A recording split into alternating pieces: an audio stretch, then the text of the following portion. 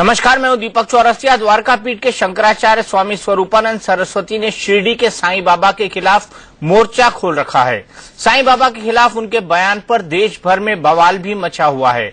वाराणसी में साईं भक्तों ने शंकराचार्य का पुतला तक फूका, तो वहीं शिरडी में साईं भक्तों ने शंकराचार्य के खिलाफ मुकदमा दर्ज करा दिया। लेकिन इतना सब होने के बावजूद शंकराचार्य स्वरूपानंद अपनी बात पर अड़े हुए हैं। उन्होंने साफ कह दिया है कि साईं भक्त अगर साईं को पूजना चाहते हैं तो पूजते रहें, लेकिन तब उन्हें राम का नाम लेना और गंगा स्नान करना बंद करना होगा। आखिर शिरडी के साईं के पीछे क्यों पड़े हैं शंकराचार्य? आज खुद पर उठे तमाम सवालों का जवाब देने के लिए इंडिया न्यूज पर हरिद्वार से लाइव हैं द्वारका पीठ के शंकराचार्य जगत गुरु स्वामी स्वरूपानंद सरस्वती जी। शंकराचार्य जी, आपका इंडिया न्यूज पर बहुत बहुत स्वागत है। मेरा पहला सवाल, आखिरकार साईं के पीछे क्यों पड़े हुए हैं आप?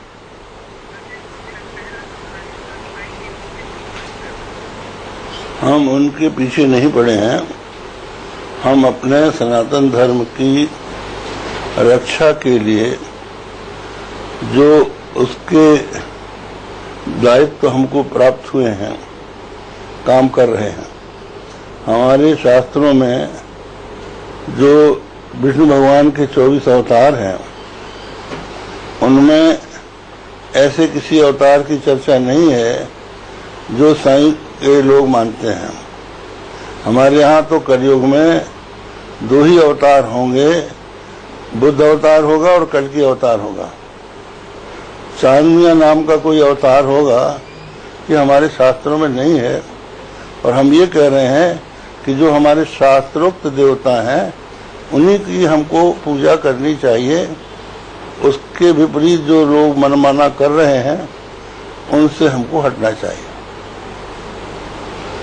लेकिन शंकराचार्य जी, आज आपके खिलाफ शिरडी से लेकर बनारस तक प्रदर्शन हुए हैं। आपके विरोधी कह रहे हैं कि जानबूझ उसके विपरीत जो लोग मनमाना कर रहे हैं, उनसे हमको हटना चाहिए। लेकिन शंकराचार्य जी, आज आपके खिलाफ शिरडी से लेकर बनारस तक प्रदर्शन हुए हैं। आपके विरोधी कह रहे हैं कि जानबूझकर पब्लिसिटी के लिए आप साईं का नाम लेकर उनके खिलाफ बातें कर रहे हैं। आप क्या कहेंगे इस बारे में?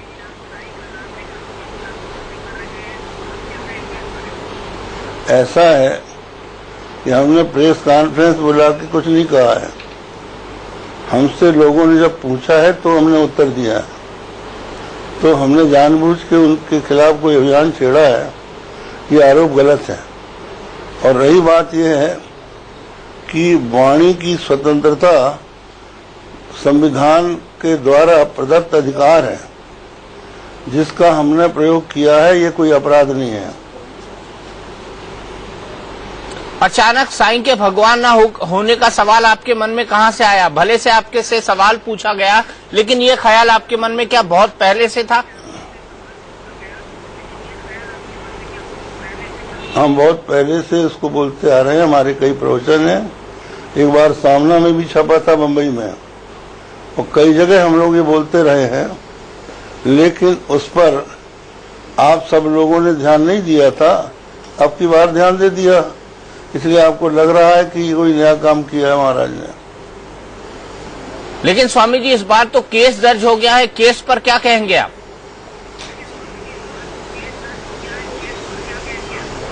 केस दर्ज हो गया है। केस उनके खिलाफ चलना चाहिए जो हमारा पुतला जला रहे हैं। हम तो कुछ नहीं बोल रहे हैं। हम तो अपनी वाणी की स्वतंत्रता का संविधान दत्त उपयोग कर रहे हैं। तो जो लोग तोड़फोड़ करते हैं, तो उनके ऊपर एफआईआर दर्ज होनी चाहिए। और इस पर भी यदि हमको कोई सजा दी जाती है, तो समाज ने हमको बहुत सम्मान दिया है, उसके लिए हम सब कुछ सहन करने को तैयार हैं। लेकिन वाणी की स्वतंत्रता का मतलब ये नहीं है कि आप किसी की धार्मिक भावनाओं को ठेस पहुंचाएं। हमने कभी नहीं पहुंचाया। हमने अपनी धार्मिक भावनाओं को व्यक्त किया है। लेकिन ये दूसरों की धार्मिक भावनाओं को ठेस पहुंचा रहा है आचार्य जी, स्वामी जी। दूसरा कौन है? जो दूसरे लोग हैं, जो साईं भक्त हैं, जो 50 करोड़ की संख्या में है। कि बौद्ध है कि सिख है। हमारे अनुयायी जो है 1 अरब है। आपको याद होना चाहिए कि भारत में हिंदू अभी भी 1 अरब है। जी, मैं शंकराचार्य को जगतगुरु मानता है। जी, मैं आपकी बात को बिल्कुल आप भी मानते होंगे। जी, मैं बिल्कुल आपको मानता हूं, मैं तो आपको गुरु मानता हूं बल्कि, लेकिन ऐसे भी लोग हैं 50 करोड़ के आसपास जो साईं को अपना गुरु मानते हैं, उनको बराबर पूजा करते हैं, अपने पूरे धंधे में उनको शामिल रखते हैं, अपने व्यापार में उनको शामिल रखते हैं, अपने व्यापार में उनके साथ पार्टनरशिप रखते हैं। क्या ये उनकी धार्मिक भावनाओं को ठेस नहीं है? दीपक जी, ये बताइए कि आपका गायत्री मंत्र है धियो यो न प्रचोदयात्, क्या उसकी जगह दियो साईं प्रचोदयात् होना चाहिए?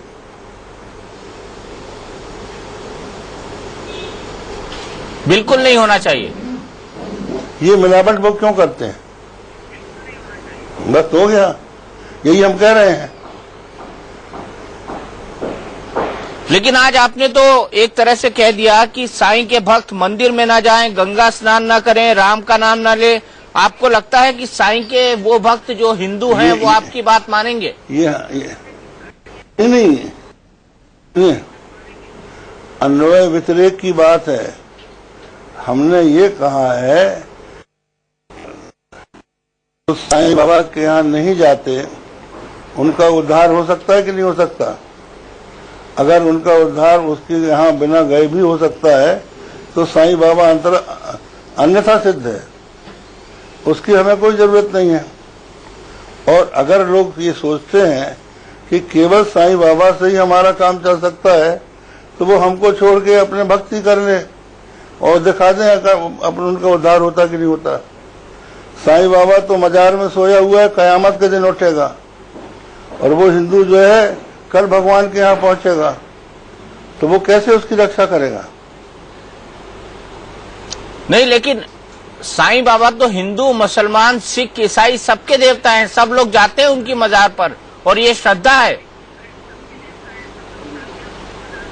हाँ, नहीं, हम आपको बताते हैं कि कोई भी सच्चा मुसलमान शिरडी साईं बाबा के मंदिर में जहां उसकी मूर्ति है वहां कभी नहीं जाएगा।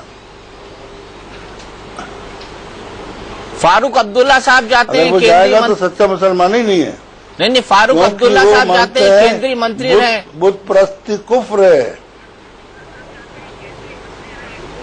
तो ये तो ऐसा है कि कई लोग हैं जो कि अपने धर्म को नहीं मानते, लेकिन जो कट्टर मुसलमान है, जो अपने कुरान हदीस को मानता है, वो जाएगा वहां जहां बुत परस्ती हो रही है। तो उनकी कुरान तो कह रही है बुत परस्ती कुफ्र है। लेकिन आज आप पे जो मुकदमा दर्ज कराया वो हिंदू और मुसलमान दोनों ने कराया है।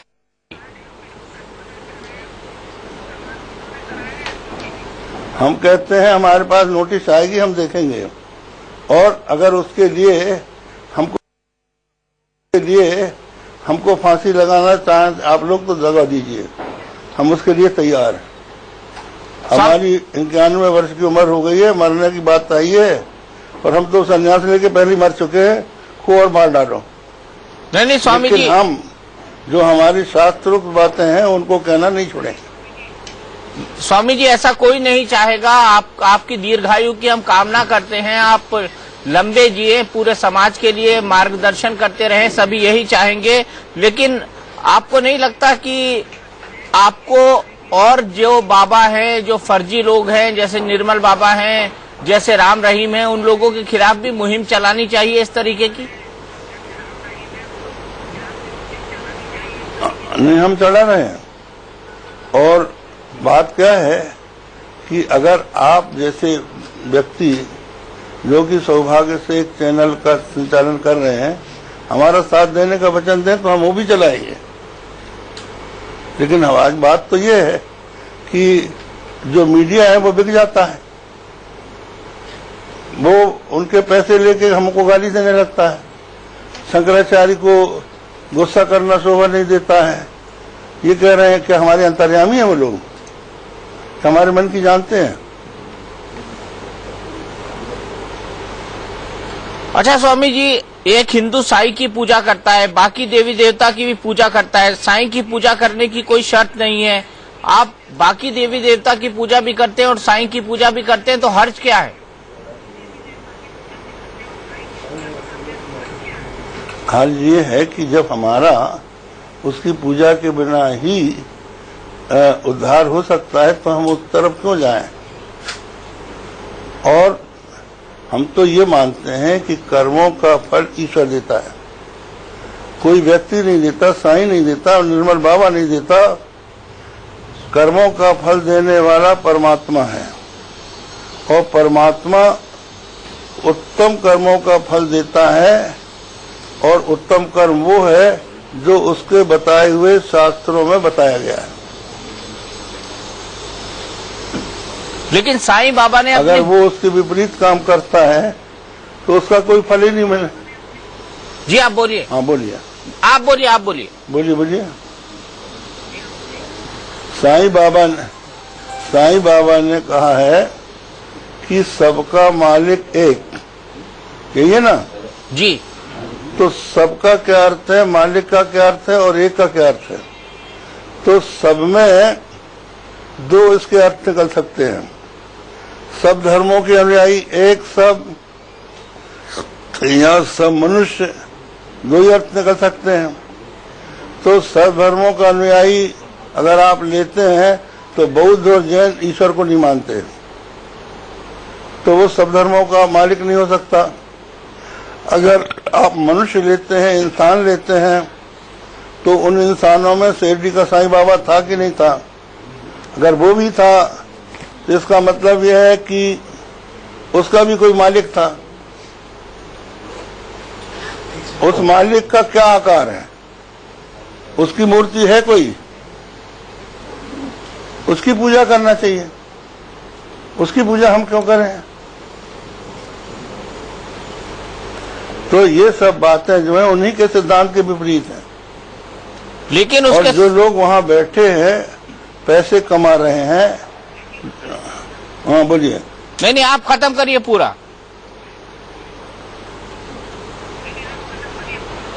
हमने कर दिया।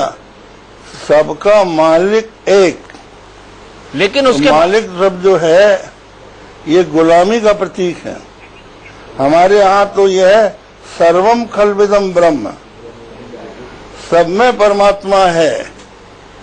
तो हम लोग मालिक और गुलाम इसके भेद को नहीं मानते। हमारा अद्वैत दर्शन है।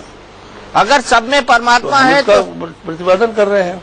अगर सब में परमात्मा है तो शिरडी के साईं बाबा में क्यों नहीं? हाँ बोलिए।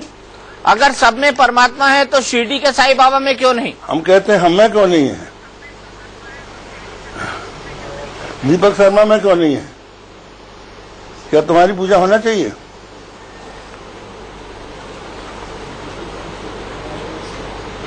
शिरडी के साईं बाबा की क्यों नहीं होनी चाहिए फिर? हमारा कहना है कि पूजा कौन करेगा? जब सब में परमात्मा है तो सब परमात्मा है, तो कौन किसकी पूजा करेगा? महाराज जी, हमारे यहाँ तो पत्थरों को भी पूजा जाता है। पत्थर की पूजा हम नहीं करते हैं। जयपुर में बहुत से पत्थरों की मूर्ति पड़ी है। जब तक कि वो मंदिर में उनकी प्रण प्रतिष्ठा न हो जाए शास्त्र के विधान से, तब तक वो पूजित नहीं होती हैं। हम चाहे जिस पत्थर की पूजा नहीं करते, इसलिए हम ये कह सकते हैं कि हम बुत परस्त नहीं है, हम ईश्वर के भक्त हैं, क्योंकि हम उस पत्थर में ईश्वर का आह्वान करके उसकी पूजा करते हैं। और अगर हम सीधे पत्थरों की पूजा करेंगे तो हम हार जाएंगे।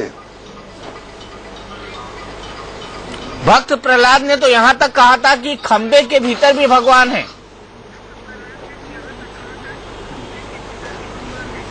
तो खंबे के भीतर भगवान है तो भगवान प्रकट हुए खंबे से। खंबे ने थोड़ी हिरण्यकशिपु को मारा है, भगवान प्रकट हुए हैं उसमें से और उसको हिरण्यकशिपु का पेट फाड़ा है। लेकिन आचार्य स्वामी जी, आपको नहीं लगता ये सब आस्था की बातें हैं और आस्था की बातों में किंतु परंतु क्वेश्चन मार्क ये सब नहीं होते। आस्था तो हमारे यहाँ सुनो, एक आदमी खड़ा हो गया नर्मदा किनारे, एक आदमी खड़ा हो गया, उसने कहा कि हमको नर्मदा माता ने एक जड़ी दी है, उससे हम सब रोग दूर करते हैं। इतनी भीड़ वहां इकट्ठी हो गई जिसका कोई ठिकाना नहीं, और बाद में वो पकड़ा गया। तो ऐसे बहुत से लोग हैं जो कि लोगों को भ्रमित करके खड़ा कर लेते हैं भीड़, और कहते हैं हमारी आस्था है। इस आस्था का कोई मूल्य नहीं है, क्योंकि अगर आस्था में मूल्य न होता, आस्था का कोई अर्थ होता, तो मेरे पुतले न फूंके जाते। क्योंकि अगर उनकी आस्था होती तो वो चुपचाप रहते। उनके हृदय में अब खलबली मची हुई है कि जो हम कर रहे हैं वो गलत है, तभी वो हमारा विरोध कर रहे हैं और FIR दर्ज कर रहे हैं। क्या आप साईं बाबा को इसलिए खारिज कर रहे हैं कि उनके मंदिर में एक मजार भी है? आस्था है उनकी। क्या आप साईं बाबा को इसलिए खारिज कर रहे हैं कि उनके मंदिर में एक मजार भी है? नहीं कर रहे हैं, हमको इससे कोई लेन देन नहीं है। हमको तो यह है कि साईं बाबा भगवान का अवतार नहीं है, शास्त्रों में ऐसे किसी अवतार का उल्लेख नहीं है, और वो गुरु भी नहीं हो सकता, क्योंकि उसने किसी को मंत्र नहीं दिया, कोई उसका चेला परंपरा से नहीं है, और उसके गुरु का भी कोई पता नहीं है। पर हम तो किसी को भी गुरु मान लेते हैं। वो निरामिष लोगों का गुरु कैसे है?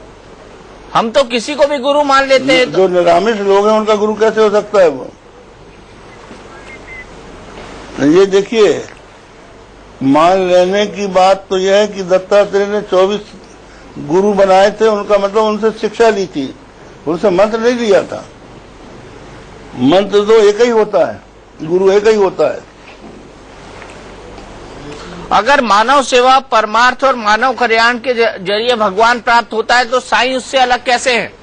हमारे यहाँ तो यही माना जाता है स्वामी जी, मानव सेवा, मानव कल्याण और परमार्थ। ठीक है, हम ये कहें जरिए भगवान प्राप्त होता है तो साईं उससे अलग कैसे हैं? हमारे यहाँ तो यही माना जाता है स्वामी जी, मानव सेवा, मानव कल्याण और परमार्थ। ठीक है, हम ये कहते हैं कि इस समय मानव सेवा की बात आप करते हैं, तो कहाँ मानव की सेवा हो रही है? जो लोकसभा के चुनाव के प्रत्याशी थे वो सब अरबपति थे, और अभी जो सरकारी ऑफिसर बनने जा रहे हैं वो सब अंग्रेजी पढ़े लिखे लोग हैं, जो संपन्न परिवार के थे। गरीबों की बात कहाँ हो रही है? लेकिन शिरडी का ट्रस्ट तो ये सब करता है ना स्वामी जी। और जो धर्मांतरण हो रहा है वहाँ ये क्यों नहीं जाते हैं? कहाँ करता है? झारखंड में हम देख के आ गए, आदमी भूखों मर रहा है। नागालैंड में कोई नहीं जाता है। 30,000 लोगों। तो एक संपन्न प्रदेश है, वहाँ कौन सा, वहाँ बहुत से लोग जो है भोजन कहा के निकम्मे और बन रहे हैं, कमाई करना छोड़ रहे हैं। जो लोग भूखों मर रहे हैं उनकी सेवा कहाँ हो रही है? ये तो ट्रस्ट का हिसाब बता देते हैं। स्वामी जी, जन्म अधिकांश जैन लोग हैं, हम उनसे पूछते हैं, अगर वो जैन वहां पर ट्रस्टी बने हैं तो उनको 25वां तीर्थंकर बनवा ले। वो लोग हमारा अवतार क्यों बनाते हैं? जी स्वामी जी, जन्म और अवतार में बड़ा मामूली फर्क होता है। नानक की बात कहें, इस धरती में उन्होंने कर्म के जरिए ही भगवान का दर्जा पाया है। आप क्या कहेंगे इस पर? लेकिन नानक गुरु थे, भगवान नहीं थे। और भगवान वो हैं जो स्वेच्छा से अवतार लेते हैं, जो अपने आप चतुर्भुज रूप धारण करके कौशल्या को दर्शन कर देते हैं और अपनी इच्छा से चतुर्भुज रूप छोड़ के बालक बन जाते हैं।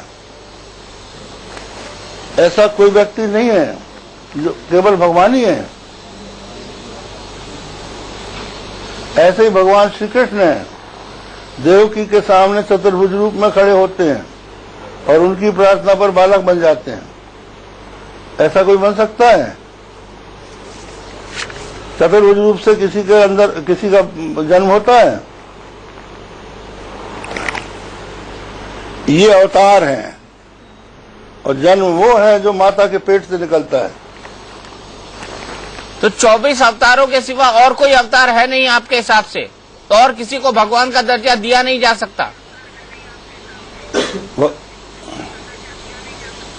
ऐसा है कि जो अवतार हैं शास्त्रों में सुनिश्चित हैं।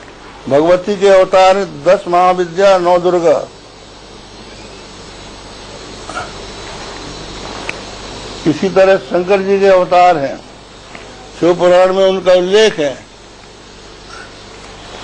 इस नाम का कोई अवतार हो तो श्रीमान जी आप बताइए। स्वामी जी, मैं एक बात और जानना चाहता हूं कि हम 33 करोड़ देवी देवताओं को पूजते हैं, क्या वो भी किसी न किसी का अवतार है या वो भी अवतार नहीं है किसी न किसी का, या उनको पूछकर हम गलत करते हैं? वो अवतार नहीं है, वो देवता है। गीता में लिखा है, कांक्षन तत्कर्मणाम सिद्धिम यजंत ये देवता क्षिप्रम भी मानुषे लोके सिद्धिर्भवति कर्मजा अंतवंतु फलं तेषाम तद्भवत्यल्पमेधसाम देवान देव यजायांति मद्भक्ता यान्ति मामपि। और इसके बाद ये कहा है कि जो शास्त्रोक्त देवताओं की उपासना करते हैं उनको मैं ही फल देता हूँ।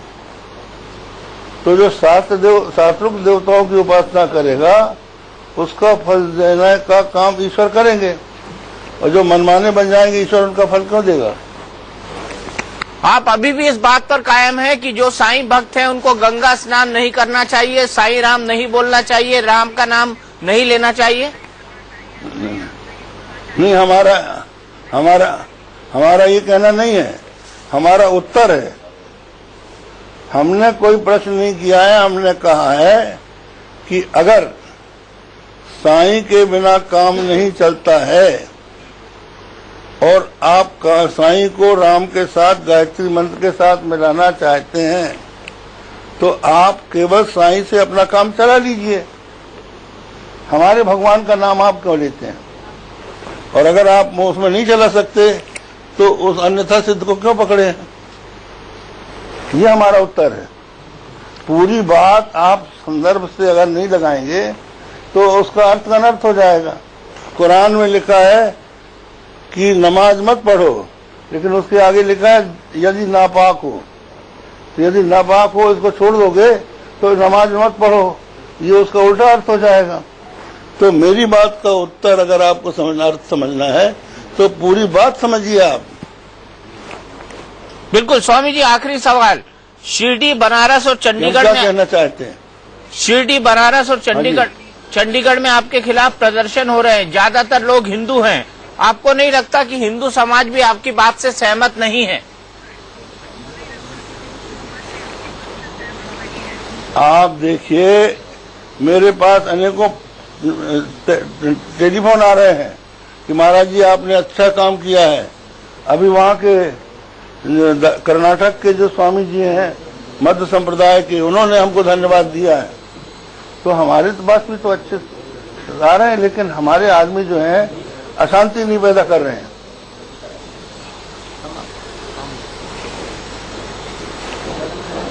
स्वामी जी, आपने कहा कि राम मंदिर से ध्यान भटकाने की कोशिश है, तो ये मुद्दा राम मंदिर से साईं को पूजना राम मंदिर से ध्यान भटकाने की कोशिश कैसे है?